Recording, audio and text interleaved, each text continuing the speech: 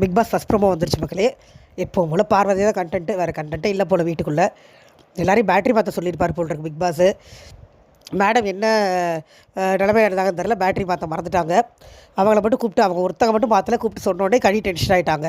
ஏன்னா அதுக்கு முன்னாடி சூப்பர் டீலக்ஸ் ஏதாவது வேலை கொடுத்து செய்ய மாட்டேன்னு சொல்லிட்டாங்களா என்னன்னு தெரியல. நீங்கள் வீட்டில் எதுவுமே பண்ண மாட்டேங்கிறீங்க, சூப்பர் டீலக்ஸ் வேலை கொடுத்தாலும் பண்ண மாட்டேங்கிறீங்க, பேட்டரி கூட ஒழுங்காக மாற்ற மாட்டேங்கிறாங்கன்னு திட்டின உடனே கமருதீன் வந்துட்டார். கடிகிட்ட வந்து உங்களுக்கு ஒன்றுமே தெரியாது அப்படிங்கிறாரு. கடிக்கு ஒன்றும் தெரியாதான், இவர் பெரிய அறிவாளி.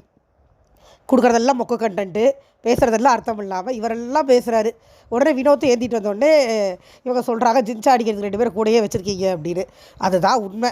இந்த அம்மா பண்ணுறதெல்லாம் தப்பு, மொல்ல மாத்திரம் முடிச்சு வைக்கிறோம், அதுக்கு சப்போர்ட் பண்ணுறக்கு ஒரு 2 பேர் வேறு கூட வச்சுக்கிட்டு சுற்றிக்கிட்டு இருக்குது. இப்போ திவாகர் இல்லைன்னொடனே திவாகர் மேலே வினோத் அது எப்படி ஒரே நாளில் வினோத்தை பிடிச்சாங்க அப்படிங்கிறது தெரியல. இப்போ ஜின்சா அடிக்கிறது கமருதீனும் வினோத்தும். ஐயோ இரிட்டேஷன் டு த கோர்.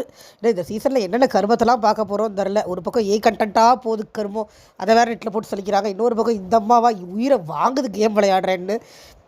கேம்லாம் என்னென்னு தெரியாமல் அவங்கள பொறுத்த வரைக்கும் திங்கிறது தூங்குறது கத்துறது, இதை தவிர வேறு எதுவுமே தெரில அவங்களுக்கு. இதில் இவங்க தான் பயங்கரமாக கண்டென்ட் கொடுக்குறாங்க. இவங்களுக்கு ஓட்டை போட்டு இவங்களை காப்பாற்றுறதுக்கு ஒரு கூட்டம் வேறு. ஒன்றும் என்ன சொல்கிறதுன்னு தெரியல மக்களே. பார்க்கலாம் அடுத்த ப்ரோமோவில் வர. உருப்படியாக ஒன்றும் இல்லை, போர் தான்.